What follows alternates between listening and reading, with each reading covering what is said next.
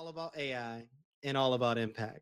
And it's going to be a really cool dynamic of the two individuals that I'll be bringing on because one is literally a creator, an innovator, and a change maker in the AI space. He's the VP of AI innovation. And the other guy that's coming on uses some of the tools that this individual runs companies doing. So it's going to be an exciting conversation. My guy Scott and my guy Dan, two of my favorite people. Can we just first just give you your flowers? Scott, you are killing it. Can you introduce yourself? And then Dan, can you follow up? I want you to introduce yourself in a way that people wouldn't know what you did until I told you. Introduce yourself without using any titles, without talking about actually your job in a way that people wouldn't know what you do. This should be interesting. Wow. Throw me on the spot there. So Scott Rosenkrantz, not telling you my title. I get to play with just incredible tools. I get to play with a lot of data, and I get to see what magic happens when you put all that together.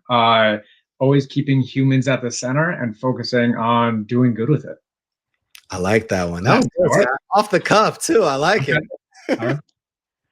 Hey everybody, I am Dr. Dan Freeman, and I would say that I'm a professional listener.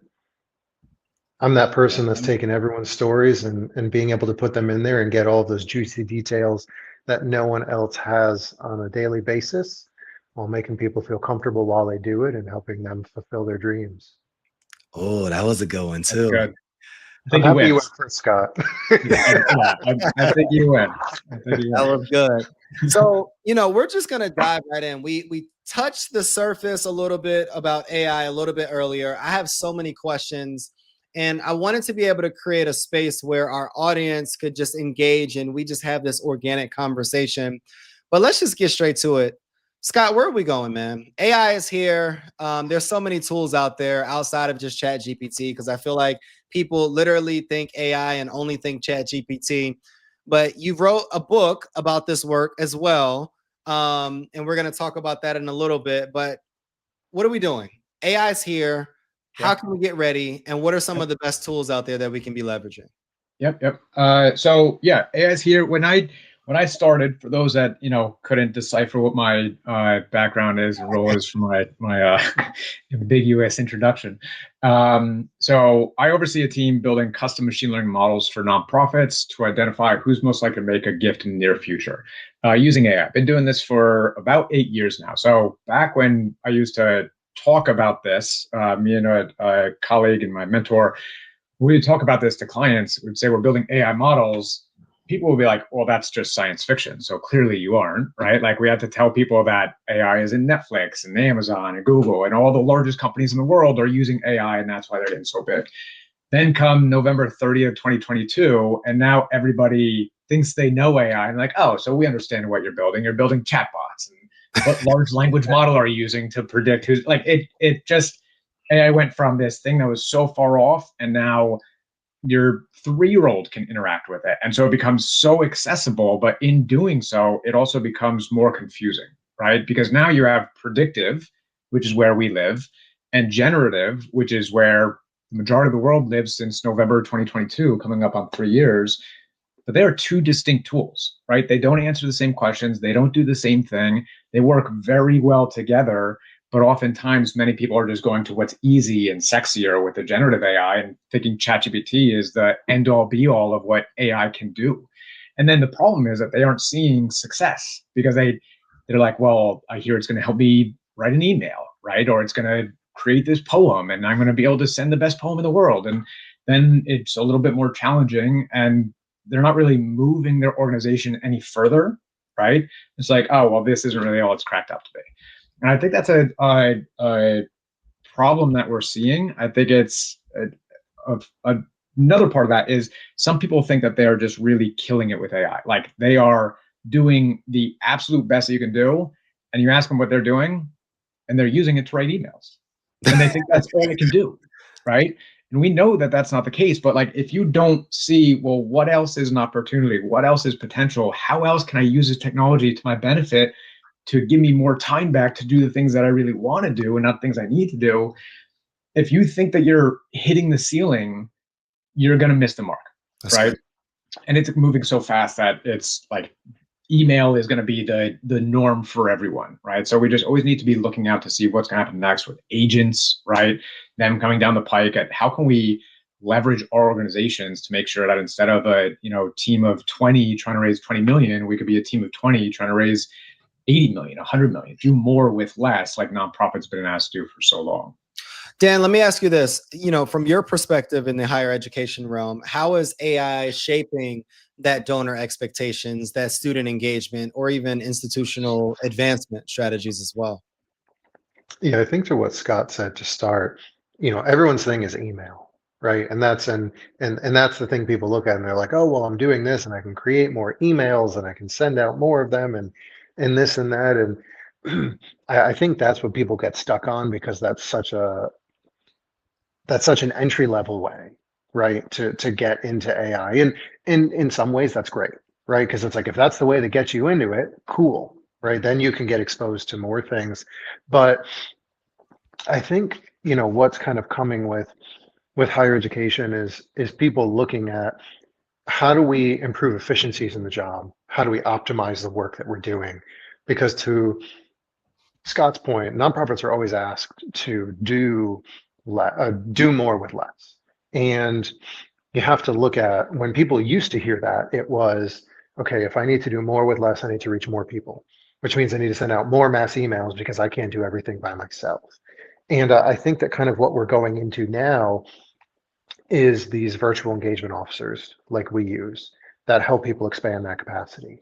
And I really think when you look at students as well, then you go a little bit to kind of what Scott was talking about with ChatGPT, right? And when I think of nonprofits and ChatGPT, I look at it more so as a resource helper, right? In an entry level way, because I think of with the work that I've had with our community foundation here, which affects our college, our community, whatever it may be, I'm thinking to myself, the conversations we have is how do people learn about other nonprofits? How do people get their names out there? How do they search people? You can go onto Google, right? But when you search something on Google, it can be tough unless you understand how to write in the correct terms for it to pull the right things you want. But then how many pages are going to be on the bottom, right? Tens, hundreds of pages. But if someone's entry level of going into ChatGPT is to say, I want to make a difference uh, in this field, can you tell me nonprofits in this area that support this specific segment of people? I want to be on their board. I want to help them with this. I want to figure out how to support them. It's a great entry level way. And then I can also tell you on the professor side of it too, right? When we're thinking about students and AI and that side of it too, what I'm kind of looking at is where one of the places that I adjunct at, we have policies for AI, and unlike a lot of places, they're okay with it, right? You need to have bumpers, right? Just like in bowling, you need to have bumpers on either side so that people can't just put it in. But I think that as we get used to it, we also figure out and we're able to kind of see a little bit and say, okay, do I think this is AI? Has this person really hit this on the head? Does it look like other students' work? And my belief is that I'll do whatever I need to do to help the student learn in a way that is supportive for them, which connected to the fundraising side of it too. You and I had this conversation recently, Kyle. I believe that my job is to make things as easy as possible for a donor or prospect to give, to learn about our nonprofit, and to make sure that any roadblocks that could mess with their experience are removed. And AI is giving us some tools to do that. Let me ask you this, Scott, and this I'm interested in hearing this one. There's a lot of tools out there right now. How do you evaluate, or how would you recommend someone evaluate whether an AI system is actually adding intelligence or just adding noise? Yeah, a good kind of distinction of where I feel like AI should be used, shouldn't be used in fundraising. It can do so many things, but that doesn't mean that it should be use to do everything, Yeah. right? I personally believe that AI, in its truest sense, is best at synthesizing tons of information and making it understandable and actionable, right? It could take, I mean, when we build predictive models, we're taking seas of data, right? Gigabytes, terabytes of data, and making a prediction of, is Dan going to make a gift in the next 12 months or not, right? I like to keep AI on the side of information, not on the side of relationships, right? I like to keep humans in the center of relationships, right? An AI should be where we offload. I mean, anybody that went into the nonprofit sector did so probably not because of money, right? They didn't want to strike it rich as a nonprofit employee. They did so because they wanted to make an impact, right? Because there's something that they just want to do good. They want to make a difference, do good, serve others, care for others, and so on, right? But because nonprofits are under resourced, they often have to do things that they don't want to do, right? They have to wear 7 hats when they just want to wear 1 hat and wear it really well, right? And so AI can offload those other 6 hats of all the menial tasks, all the note taking and all the transcribing and all the putting into CRMs and all the emails and minutes and whatever it is, right? So that they can have their time dedicated to establishing, maintaining, fostering, stewarding relationships, right? AI doesn't have true empathy, right? It can model empathy, but it doesn't have empathy. It can't have any true emotion. It doesn't have any innate experiences, right? It just mimics it. And so I like when AI is used for, again, that information gathering and information synthesizing and recreation, as opposed to establishing relationships, right? Some tools in the case, and again, obviously a little biased here, but I think Donor Search AI is a great tool for helping organizations find. No nonprofit that I've worked with in the past 8 years has enough team members to manage everyone in their database, right? So I understand the value of a virtual engagement officer, right? Let's bring on more staff that can work 24 hours a day, don't ever get sick, and like really understand or synthesize all the information in spoken and unspoken context and conversation to really make the best plan actionable, right? But if it's not about, to your point, Dan, it's not about more prospects. It's not about managing more relationships. It's about managing the right ones. And for so long, the data that was accessible to identify who the right person is versus the wrong person was just wealth screening. Who's wealthy, right? And if I have a large goal to hit and my goal increases year after year, I need to chase the wealthiest person I know and really try to get that yes, right? But instead, there are so many people at your organization that are raising their hand that are saying, I really love what you do, but they're getting overlooked because they don't have the data that prioritizes them in a typical portfolio. When we dig in and we identify all the patterns that they're showing up in their email click-throughs, or they're attending certain events, or they're volunteering, or they're doing whatever it is, we're able to tell our organizations, the clients that we're working with, here's the people that you should be focusing on. You can actually mail to less people than you were originally, cut out 93% of the people we were mailing to, and increase your dollars raised by 10%. Get more money from less work, right? And that's the true value, like being more efficient with the limited resources you have. Because when you aren't efficient, that's when you're chasing the wrong people for the wrong reasons, and you're getting phone calls that aren't getting picked up. You're getting emails that aren't getting responded to. Direct mail teams are sending out pieces that cost money but get thrown away. Like, that's where burnout happens. That's where nonprofit employee turnover happens. And so if we could just pivot and say, all right, based on the information accessible, here's what I need to do. Here's what I focus on. And with fewer people, I can get better results. Then we have that time for that human-to-human connection.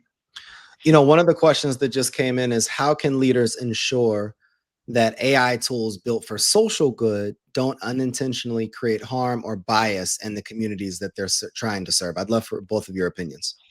Yeah. Dan, you want to take that one first? Sure. Yeah. So, I mean, and this kind of, I'm going to tie this in because Scott was saying some really great things. So I want to tie this into that. One of the biggest things that I've seen in higher education shops is that people keep thinking you need to bring on fundraisers, right? No, humans aren't perfect, right? And neither is AI. But people keep saying they need to bring on fundraisers, but they're not taking the time to invest in the back end, which is what you need to really optimize and help with the strategy for those fundraisers you have. So those fundraisers end up going out, seeing too many people, qualifying, spending all this time, when if they had more support on the back end from the work that Scott is doing, then they can have more efficiency. They can optimize the work. They can do the screenings. They can do everything and say, hey, I've got you 100 people that we've done all this data on. We've looked at their public stuff. We've done this extra research, made bios. These are the people you need to focus on. Don't waste your time looking through these other things, because as you're on these top 100 for you, I'm going to work on the back end. And I want to pull that into kind of that bias, that question that the individual was just talking about, was if there is a focus on that back end of really doing that work, working with a fundraiser, working with whether it's AI or a prospect manager or prospect research to do that on the back end, I think that's where it starts, right? Because you can't rely on one person to do that. And it's no offense to fundraisers, and we're great listeners, but we all have our blind spots. And there needs to be a team of people working together on the back end to say, are we doing the right thing? Are we going to ask the right questions? Are we setting this fundraiser up for success with this potential prospect, making sure that we see, okay, they give to XYZ. Are we having a conversation that's relative to that? And we're not having something that's way out in left field, right? That is completely off the chart, that may be biased to them. You know, if it's only a fundraiser, they may have missed information, whether it's a social media post, whether it's an article that they've written or been about, whatever it may be. But I think it's about doing that work on the back end. And I think that's really the space where AI just really helps just increase that capacity to make sure that the right decisions are being made and the right information is being synthesized. Yeah, I think that's a great point. I think surfacing all that to make that recommendation of what is the next step, right?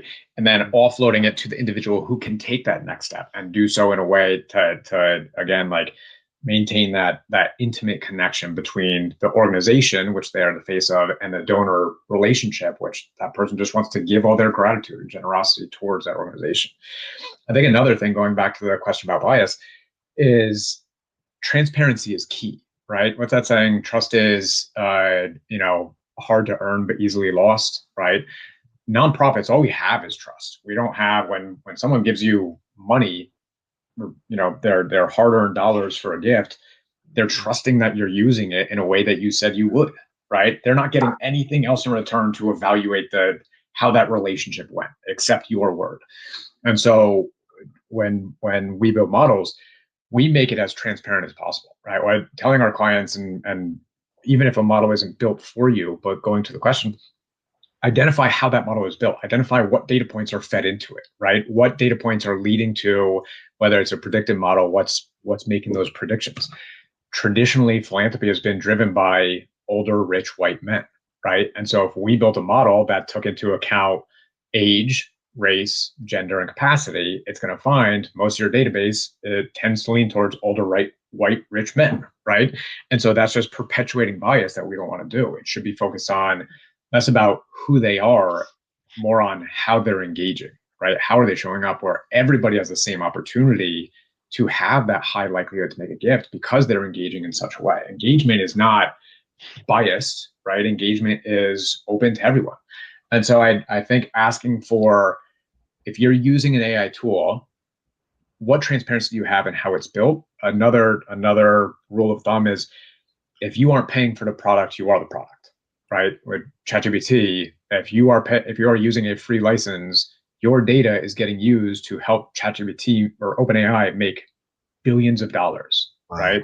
Whereas $20 a month allow you to cut down the restrictions so that your data is not being used to train them all. But that's why Facebook is free for everybody, because Facebook is making billions of dollars on ads by selling your data, right?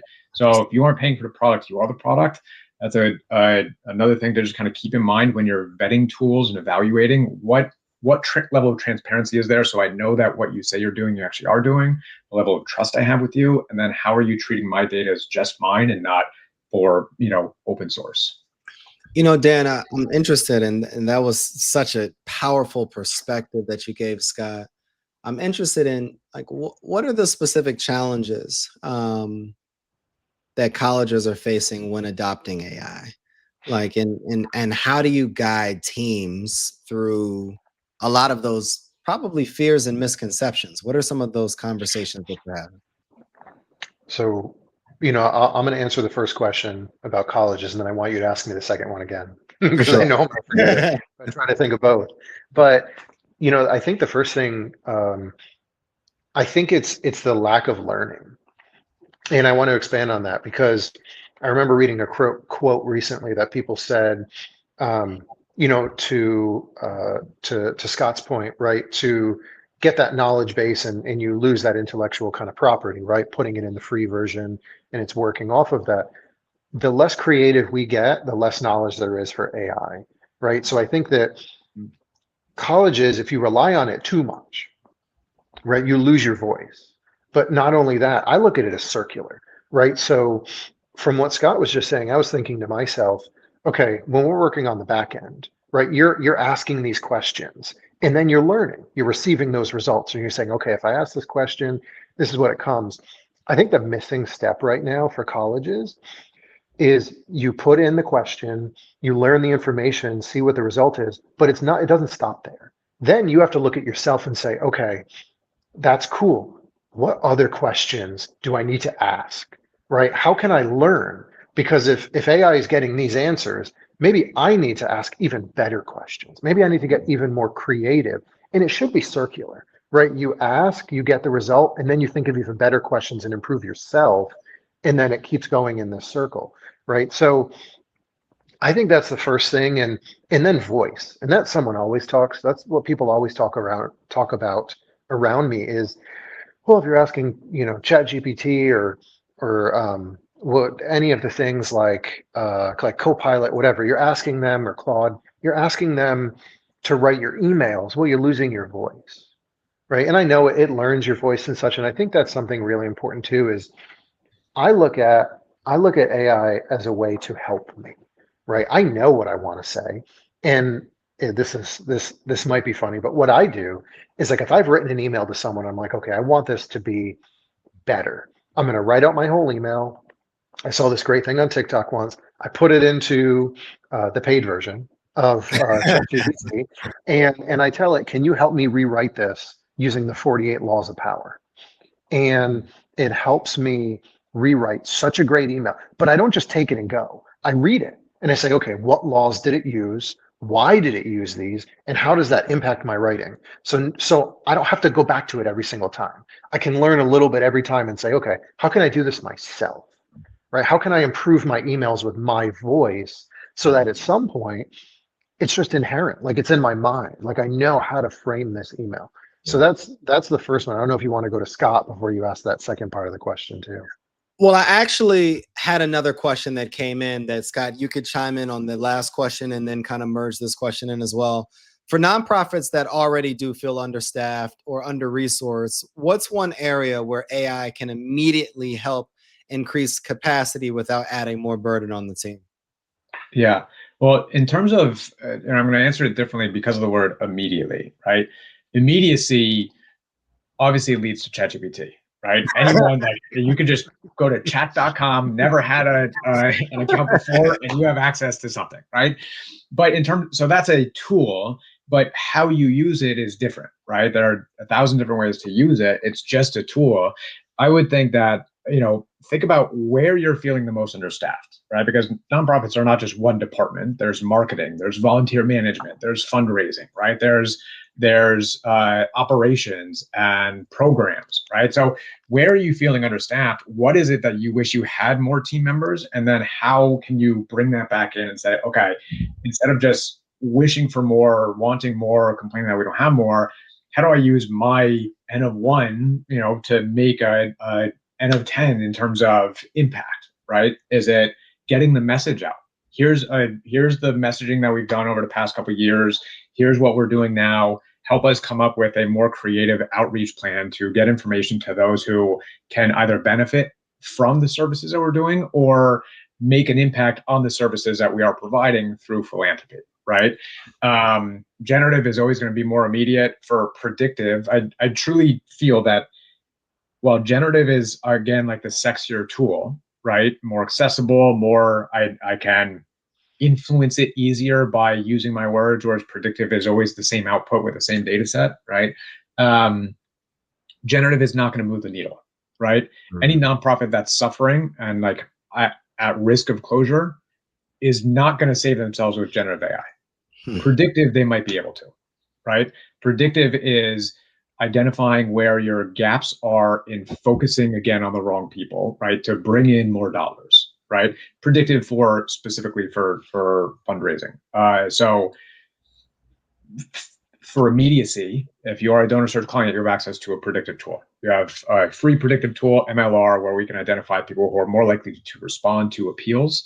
And we have organizations who have covered the cost of their entire contract through one appeal using this data set. So under-resourced, getting the right people in front of you when you don't have a team of 10, you have a team of 1. Again, identify the people that you need to be getting in front of. The whole generative being the big thing.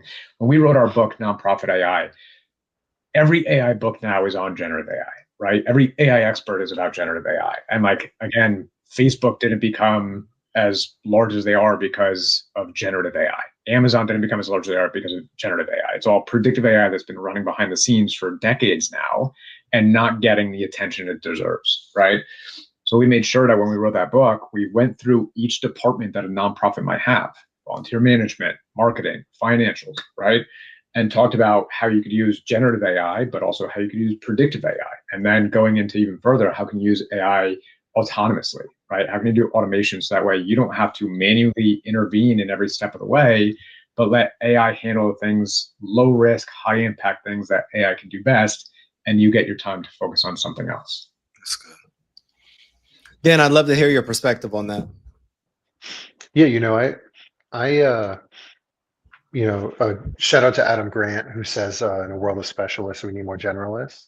And I say that because in my career, having worked in athletic fundraising and then gone into academic, I've been in a lot of small shops, and that's taught me how to do prospect management, prospect research, how to do data analytics. Like, I've had those experiences and learned from some really great people. And, my first space into that was using Tableau, right? Originally I helped people transition to Razor's Edge. Almost like 7 years ago when I was at Asheville, I did a presentation on it. And that was like my first piece into some of those things. And then, when I went to Drexel, we had back-end people. I got to use Tableau, right? And got to do the predictive work and look at the different data that we had and analyzed it a little bit with those types of pieces. And I go to the same thing Scott says, because, you can ask generative to do something for you, right? But you still have to do it to a degree, right? But if you want to optimize what you have, like when you had asked that question initially, my thought process was, well, first thing I would do is get a tool like Donor Search, put in your donors immediately and pull your top 100 list and say, okay, these are the people we need to focus on right now, right? Because that can make an immediate impact for you. Or if you're going to do a mailer, right, you need to have a targeted segment of people who gave last year but not this year, right? Maybe not some year but not this year, but last year but not this year. Okay, then you're going to figure out, okay, where did they give to? Let's segment these people even more. Let's make this really specific, and let's target these people to help us get success, and maybe just give us a little more time if we can. So I think there's those two schools of thought, but I think if you want to make the actual change, you need to shift the direction. And to shift the direction, you need to use the predictive AI to help you figure out, do I need to go left, right, or center? I want to throw in a wrench into the conversation. This should be interesting how you both respond to this one. I'm a brand new nonprofit organization. Let's not use that. I'm a struggling nonprofit. We've been doing this work for, let's say, 5 to 10 years, and we're on the brink of closure. Dan, I want you to provide me the strategy that I could implement to be able to raise my first $100,000 to $250,000 within a year. And then Scott, based upon his strategy, how could I leverage AI to be able to better enhance that so I can achieve the goal? Yeah, so I think the first thing for me that I look at, and it might sound funny because I'm an individual giving guy, I don't have a lot of experience in grants, but I would say I'm always looking at sustainability. And I would say that it's a lot easier and quicker to apply for a grant, whether it's 25 or 50,000 or 100,000 or quarter million than it is to go build a relationship with someone that maybe is a prospect, maybe has given to a similar organization, to our point earlier, to build their trust, right? So the first thing I would say is, I would say you've either got to find someone willing to donate their time, or if this nonprofit has someone who's good at grants, they need to focus on that, right? They need to essentially they need to slap on that stick tape on the boat so that no water gets in anymore, right? For the time being, like they need to slow that water down, and they just stop it completely. And then once they've been able to do that, whether they're applying to 5 or 7 and they get 1 or 2, that kind of keeps their feet firm on the ground, then I would say going in, and I would say really going through their database and looking for people. Like my first thing, anywhere I go new, I look in and say, okay, I'm going to pull a list of people who've given 7 to 10 years every single year consecutively, because those are really great plan giving people, or people to increase their giving, right? Because they've shown affinity, they've shown us support, and they believe in us, and there's trust because they've continued to do it, and they could probably make referrals. So those are probably the first few things that I would do I'm thinking of the infomercial where that guy slaps on I forget the name of it, slaps on that tape onto the boat so that the water stops going through it. Like that's what I'm thinking of to start. But that's kind of what's on my mind, just as like a simplistic way. Perfect. Scott. Yeah. Well, I think Dan had the harder part. Throwing AI on it is easy, right? Coming up with strategy is hard. For those of you who don't have a Dan, like, this is a good place for AI to be helpful, right? I am at a struggling nonprofit. Here's our mission. Here's our challenges. Here's our numbers for the past 5 years. Like, what are creative ways that we can use the minimal resources we have to stop this bleeding, right? Throw that tape on it so that no more water gets to the boat. So that's where, if you didn't have a Dan, like, come up with that strategy. But using his strategy, I'd tackle it a couple different ways. Like he said, first in, using Perplexity. I love Perplexity. I kind of couple it with ChatGPT. Usually when I'm doing research, I use Perplexity. But throw in, this is my organization. Here's our website. Here's our annual reports. Tell me 30 grant giving organizations that you think we have a good chance of being able to submit a grant to and successfully get that grant. Rank order them and what you think will be easily accessible based on where they've given in the past, and then use our mission statement in our document to complete that grant, right? That might not be one step, that might be a couple of steps, but it's someone isn't sitting there completing out 30 grants, right? Taking a 5-paragraph grant submission and turning it into 15 bullet points, then turning it back into 2 pages, right? Doing all that work. AI is doing that for you. Then going back to what Dan said earlier, using donor search to identify, here's what people have given, like, where are we missing the mark? How do we identify the people that we need to get in front of now, right? We know that when someone has a high predictive score with our tool, sometimes it's less about capacity, right? Kyle, you could have capacity of $100 million, and kudos to you for having that. Hard work there, right? But if your largest charitable gift was $5, your capacity doesn't matter, right? Also, on the flip side, we know that capacity, when we determine capacity, we're not going in someone's bank account, so we don't really know what it is. We can guess, right?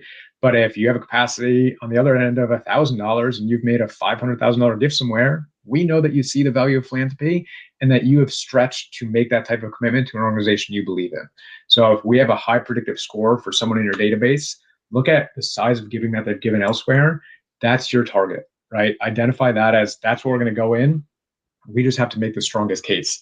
I started as a prospect researcher, and so I love working through exercises of using the tools to identify who in the community might be able to give that maybe isn't in our database, but their philanthropic support has been in line with things that we do, and then feed that information to a Perplexity or ChatGPT and say, okay, take on the persona of Kyle King and help me craft the greatest strategy so that when I ask you for a gift, I have the best chance of getting that gift. That's right. Good. So I would be having you build it for me so that I can ask you and get the best chance.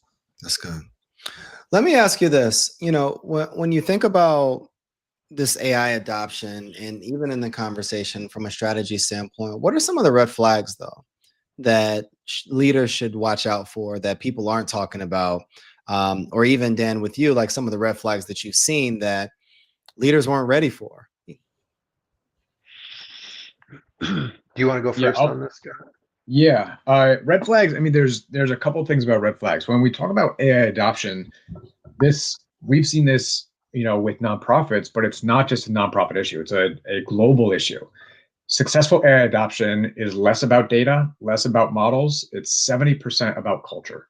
It's about people, right? The problem is that organizations treat AI adoption like it's a new piece of software, right? And so you just throw on this software, and now here's the manual for how to use it. Once you learn how to use it, you're good to go, and we're going to keep using that software forever.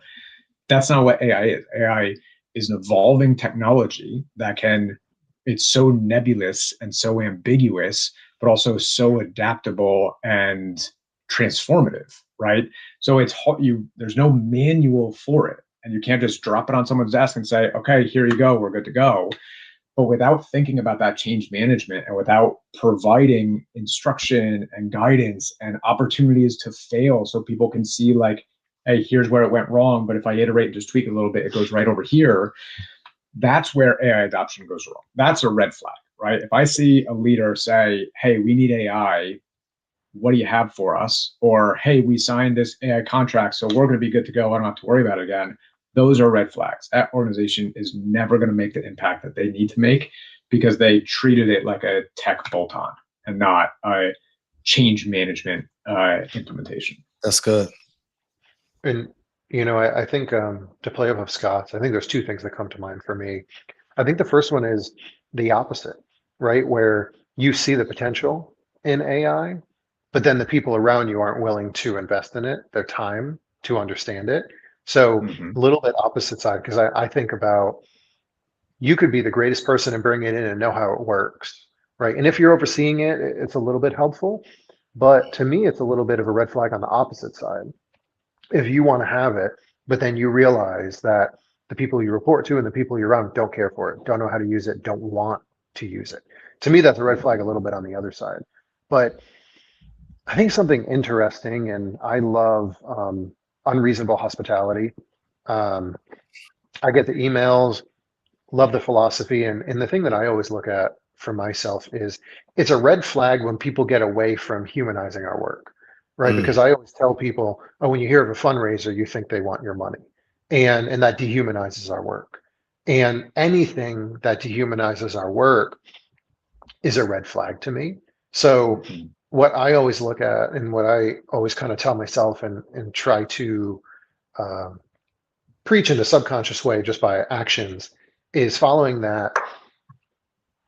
I can use AI, but the moment you get away from that unreasonable hospitality philosophy where you're not looking at it and saying, okay, how can I humanize our work? How can I share these small details? How can I show that I remember things? How can I treat this donor or prospect as a person and make them feel incredibly special? When you move away from that, to me, that's a red flag, right? Because then that delegitimizes our work and dehumanizes it when we really need to be humanizing it and using that AI as a tool to improve what we're doing even more. So less reliance, like too much reliance on it for me, and getting away from that unreasonable hospitality is definitely a red flag. We have another question that came in, and it's for nonprofits that feel stuck in their fundraising. What's the easiest AI-powered tactic that they can implement first, and what action should follow? Go ahead, Scott. Yeah. So twofold here. One of my good friends, Mallory Erickson, created a company called Practivated, right? And it's using basically like a virtual avatar, an AI avatar, for gift officers to practice and ask, right? Many times gift officers don't get to practice and ask, so they feel a little bit uncomfortable, right? Their best opportunities for practicing are pulling someone aside and everyone has a 30 job, so nobody has time to do it, right? Or practicing in the actual ask, right? And you don't get the benefit of being able to see what goes wrong, testing your pays, testing your so-and-so. When you do a presentation, you can practice nonstop forever, right? Until you feel confident and comfortable. When you feel confident and comfortable, you're going to get that end result that much quicker. So having an AI power tactic using Practivated to be able to work out those jitters, right? Try different techniques, try different tactics.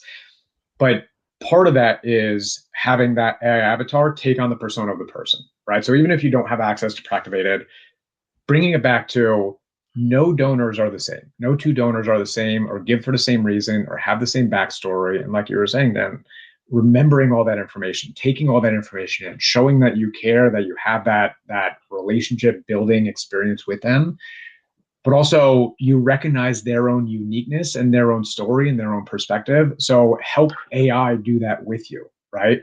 You don't have to feed it, hey, this is, Kyle King and this is his birth date and his address and all the information we have about him. But you could say, hey, here's a donor I'm going to go meet.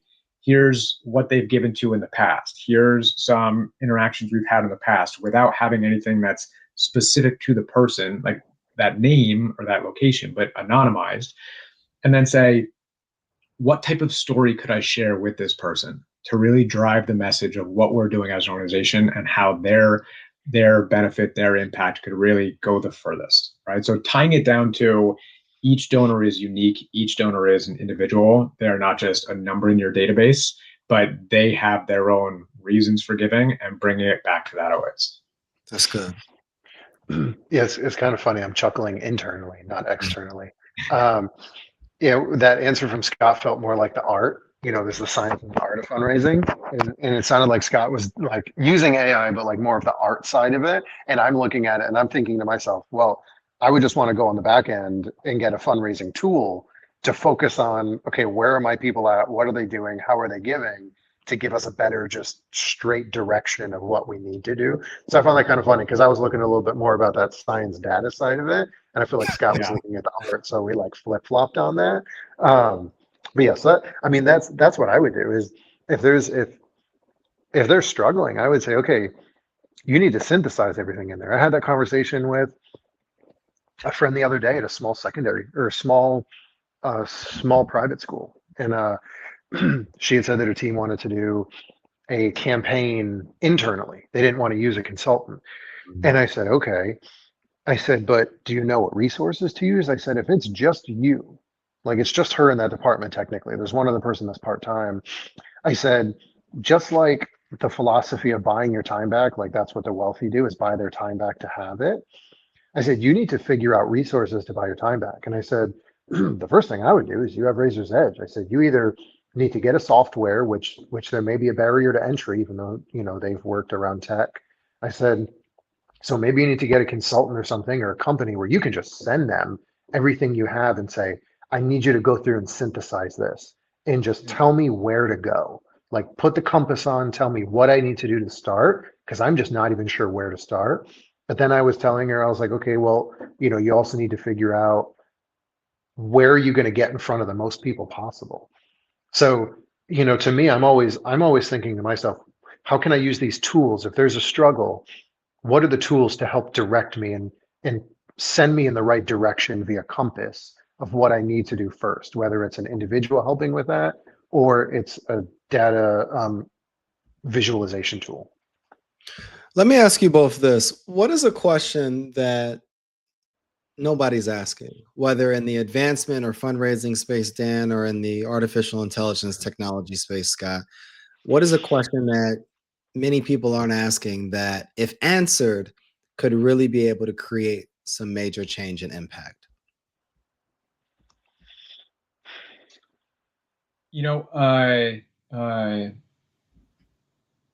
Another one of my friends, Kaz McGrath, she did this exercise of, let me take a step back. When we think about the AI space right now, right? Most every company most every organization was built in a pre-AI world. Mm-hmm. But now we see billion-dollar companies that were started 30 days ago from 2 kids, and they've hired 3 other people. So you can have a team of 5 that now has a billion-dollar valuation, because they are AI natives. They are using AI to do anything and everything. And sometimes it's so hard, especially in nonprofits, we're slow-moving ships, we're risk-averse, right, to change transformationally, to think about what it would be if we were to redesign our organization today built around AI, right? I think the impact that nonprofits want to see will not happen if it's just, all right, well, let's give a couple people ChatGPT licenses and, let's maybe throw an agent over here. Like, you're going to save some time, sure, but you're not going to get yourself out of generosity crisis that you've been experiencing. You're not going to get yourself out of the fewer donors, fewer dollars you've been experiencing. Like, it needs to be a transformational change, and you need to think differently. So going back to my friend Kaz, she's kind of beat up ChatGPT to say, how would I create the first billion-dollar fundraising nonprofit with a staff of 10, right? Build out the entire plan for me, right? Whether it's achievable or not, like it's about going to that creative side and unlocking some of those things of like, maybe it's not this exactly what it said, but that's a great starting point. If I just pivot it this way, maybe this is where we can get it, right? Maybe we're not looking to be $1 billion with just 10 people, but 500 million with 20 people, something along those lines. Just like think about it differently. Fundamentally being AI native. AI is not it's not something that you can just throw at the wall and say like, all right, we're going to figure it out. It's not a silver bullet. It doesn't answer the questions, but it can enable you to do things differently. You just need to think about it differently. That's good. That's so good. Yeah, I actually feel kind of similarly to an idea of what you said, Scott. The thing that I don't think people are thinking about is how can I use AI to support my teams? When I always think of on mid-sized teams, like I had mentioned earlier, I'm always thinking when we want to raise more money, why are we hiring more fundraisers, but then keeping the same back end people who are supposed to be helping those fundraisers be successful? It just doesn't make sense to me. So the thing I think about is how can we use AI? How can we position it properly and have, as I call it, handlers, right? Intelligent handlers that are working on the back end to make sure everything goes properly. And then how can we use that to support our teams?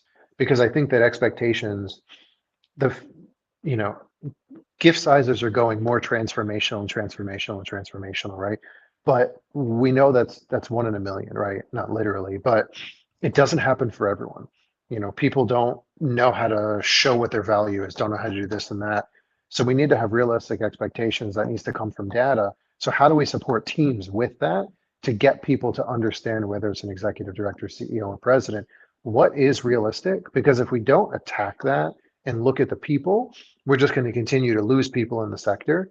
And then just like in a lot of places, you get the conglomerates, right? And you get the antitrust things. Like I hope that won't happen in the future here, but how can we continue to make sure that the smaller nonprofits are supported, the people on those teams are supported, things are realistic, and most importantly, because of that, those nonprofits are making an impact in their communities or nationally.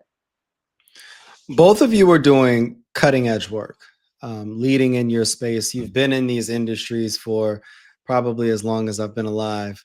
And you're really killing it and transforming people's lives.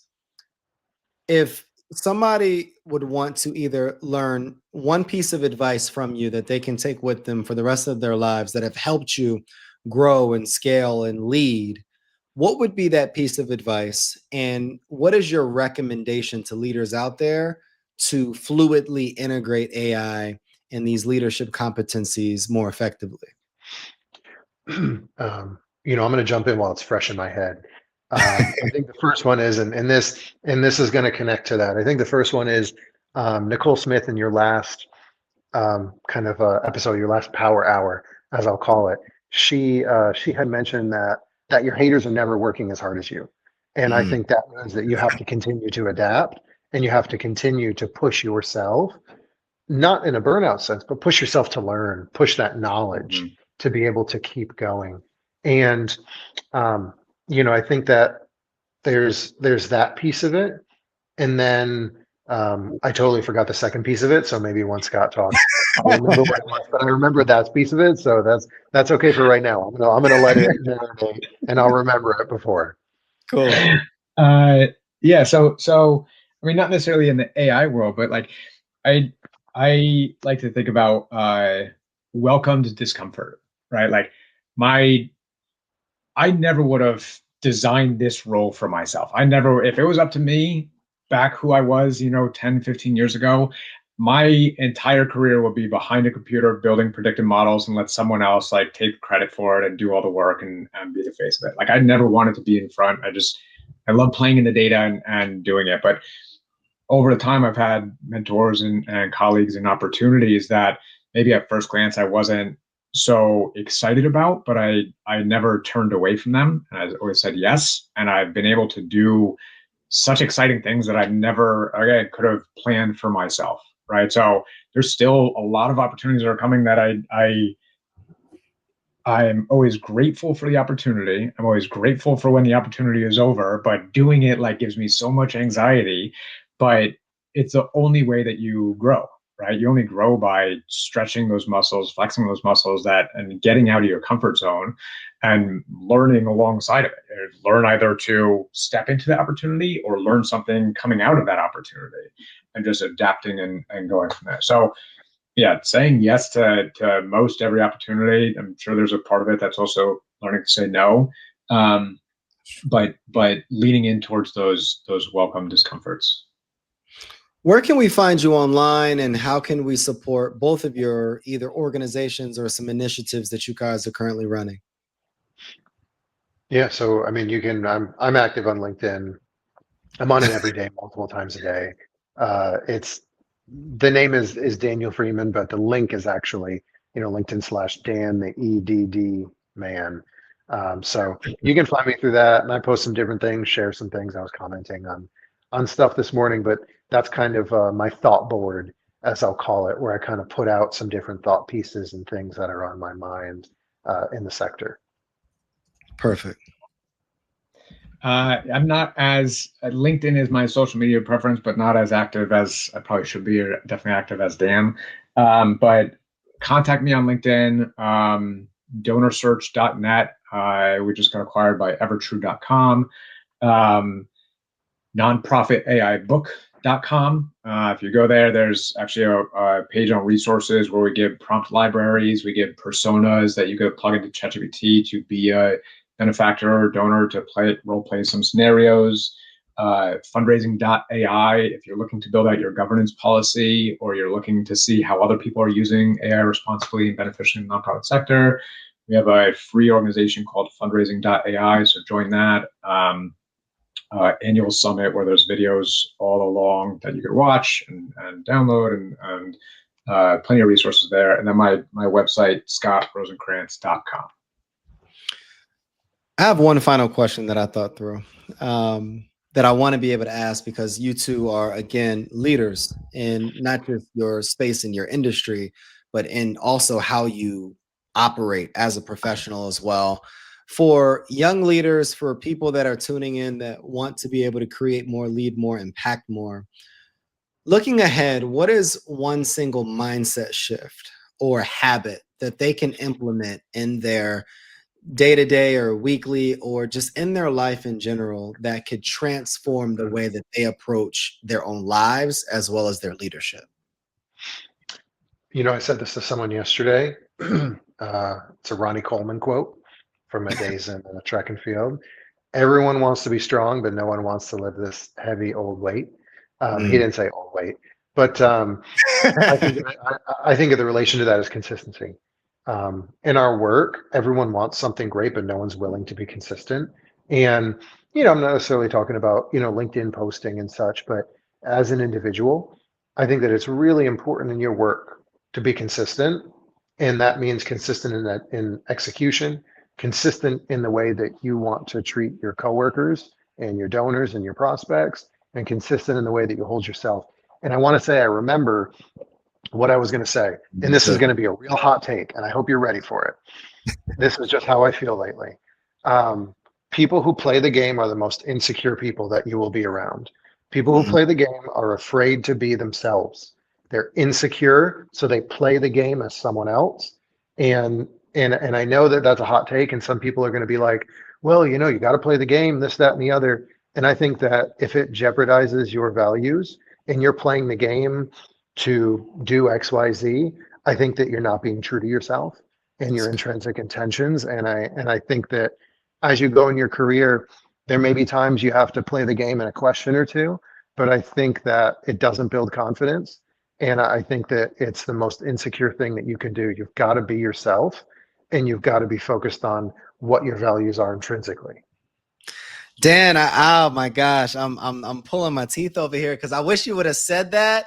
We don't have enough time to go into it. But, I just remembered it. I'm sorry. man, and I know we're talking on Friday too, so we'll definitely. I wrote that down. We're definitely going to be able to bring that back up because that's a hot take.